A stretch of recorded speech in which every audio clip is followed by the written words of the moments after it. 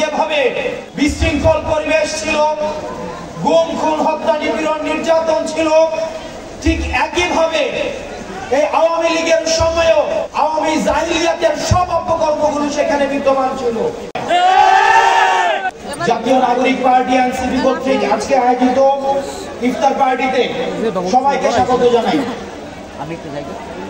আপনারা আজকে এখানে যারা রয়েছেন, ফ্যাসিবাদ বিরোধী রাজনৈতিক যে দলগুলো, আপনারা জানেন দীর্ঘ ১.৫ দশকের বেশি সময় ধরে আপনাদেরকে কি পরিমাণ নির্যাতন এবং নিপীড়নের মধ্য দিয়ে যেতে হয়েছে।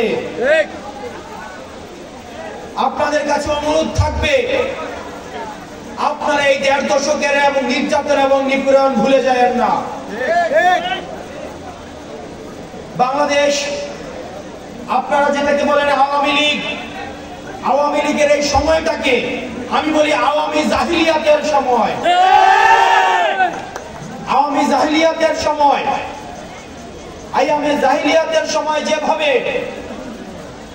বিশৃঙ্খল পরিবেশ ছিল, গুম খুন হত্যা নিপীড়ন নির্যাতন ছিল, ঠিক একইভাবে এই আওয়ামী লীগের সময়ও আওয়ামী জাহিলিয়াতের সব অপকর্মগুলো সেখানে বিদ্যমান ছিল।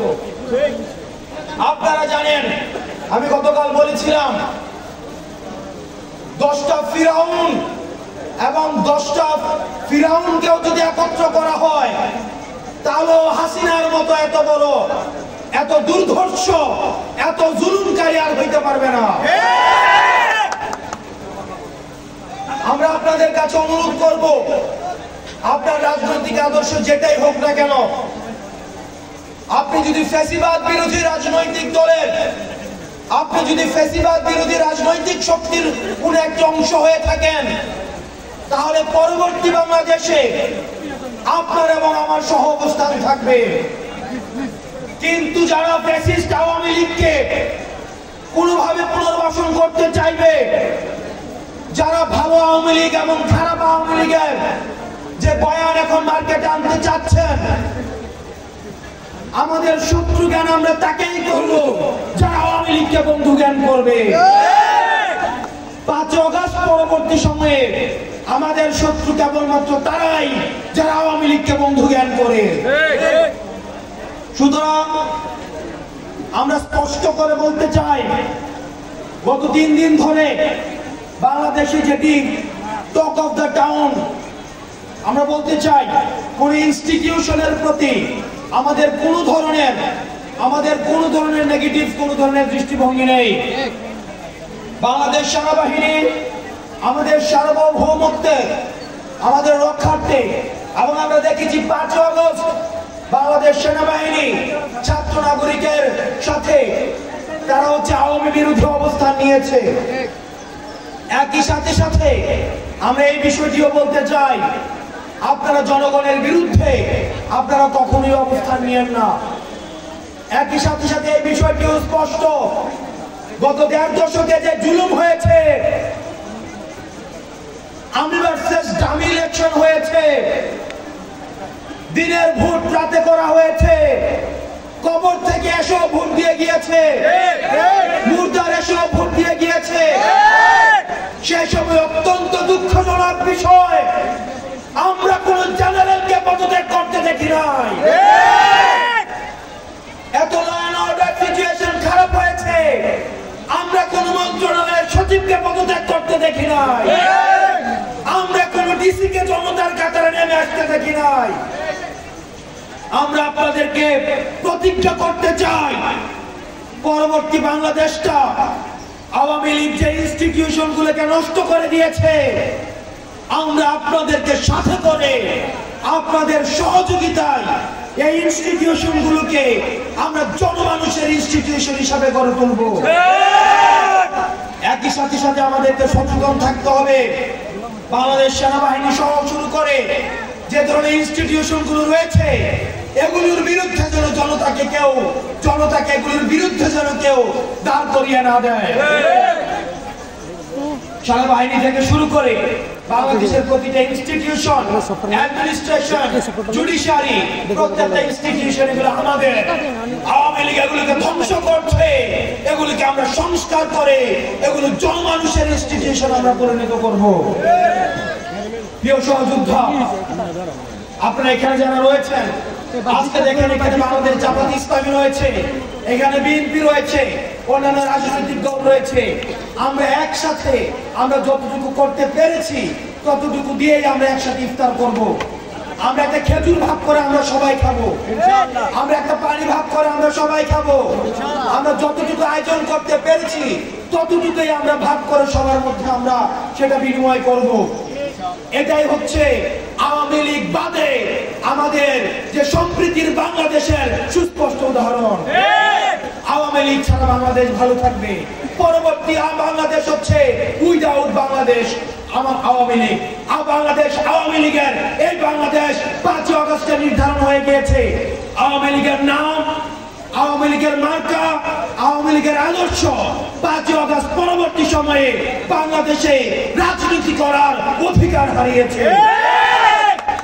আমরা প্রধান উপদেষ্টার কাছে আহ্বান জানাবো,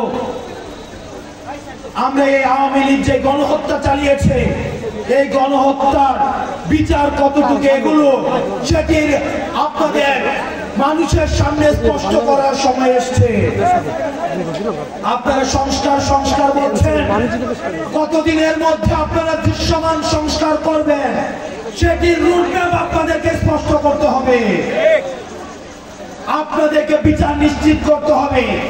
আওয়ামী লীগের যদি বিচার নিশ্চিত দ্রুততম সময়ের মধ্যে না হয় তাহলে আমরা ধরে নেব এখনো পর্যন্ত আওয়ামী লীগের যে দোষররা এখনো পর্যন্ত অ্যাক্টিভ রয়েছে। প্রধান উপদেষ্টার কাছে আহ্বান জানাবো, আপনারা আওয়ামী লীগের রেজিস্ট্রেশন দ্রুততম সময়ের মধ্যে আপনাদেরকে বাতিল করতে হবে এবং বিচার প্রক্রিয়ার মাধ্যমে এই দলটাকে নাৎসি পার্টির মতো চিরদিনের জন্য বাংলাদেশ থেকে নিষিদ্ধ করতে হবে। প্রিয় সহযোদ্ধা, এই কসবা হচ্ছে আমার সাথে হৃদ্যতাপূর্ণ সম্পর্ক। এই কসবাতে আমি অসংখ্যবার এসেছি। আমার চাচার বাসা এই কসবাতে, নিজের বাসা এই কসবাতে।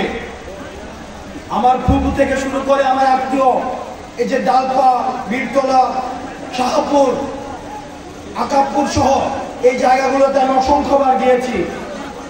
এই কসবার সাথে আমাদের এক হৃদ্যতাপূর্ণ সম্পর্ক রয়েছে, যে কারণে কসবা আমাদের হৃদয়ে সবসময় একটা বিশেষ একটা অবস্থান রয়েছে। সেটি হচ্ছে কসবার মানুষের আতিথেয়তা। কসবার মানুষ ধর্মমত নির্বিশেষে আতিথেয়তার জন্য সবসময় একটি বিশেষ একটি অবস্থান আমাদের মধ্যে থাকবে। একই সাথে সাথে এটি সত্য, যেহেতু সীমান্তবর্তী এলাকা হিসেবে কসবার মধ্যে কিছু সমস্যাও রয়েছে। যেহেতু এখানে সব রাজনৈতিক দলগুলো রয়েছে, আমরা প্রত্যাশা করব এবং এনসিপির যে নেতৃবৃন্দ রয়েছে, আশরাফ ভাই সহ, সুমন ভাই সহ, আতাউল্লাহ ভাই সহ আপনারা যারা রয়েছেন, আপনাদের কাছে আহ্বান থাকবে এই সীমান্তবর্তী এলাকা হিসাবে আপনাদের কসবার যে সমস্যাগুলো রয়েছে, এই সমস্যাগুলোর আশু সমাধানের জন্য আপনারা রাজনৈতিক ঐক্যমত্যের ভিত্তিতে দ্রুততম সময়ের মধ্যে আপনারা পদক্ষেপ গ্রহণ করবেন। কসবার মধ্যে যে সমস্যাটি সবচেয়ে বেশি প্রকট সেটি হচ্ছে মাদক সমস্যা, চোরাচালানের সমস্যা। আমরা বিশ্বাস করি এনসিপির মধ্য দিয়ে এবং ফ্যাসিবাদ বিরোধী যে রাজনৈতিক দলগুলো রয়েছে তাদের সহযোগিতায় রাজনৈতিক ঐক্যমত্যের ভিত্তিতে আমরা একটি সুন্দর একটি কসবা আমরা গঠন করতে পারবো। আপনারা প্রবীণ রাজনীতিবিদ রয়েছেন, আমাদের অভিজ্ঞতা কম, আপনাদের অভিজ্ঞতা রয়েছে। আমরা আপনাদেরকে অনুগ্রহ করে আমরা আহ্বান জানাবো, তরুণদের যে তেজদীপ্ত মনোভাব, আপনাদের যে অভিজ্ঞতা, দুইটার সংমিশ্রণে আপনারা পরবর্তী বাংলাদেশ গড়ে তুলুন।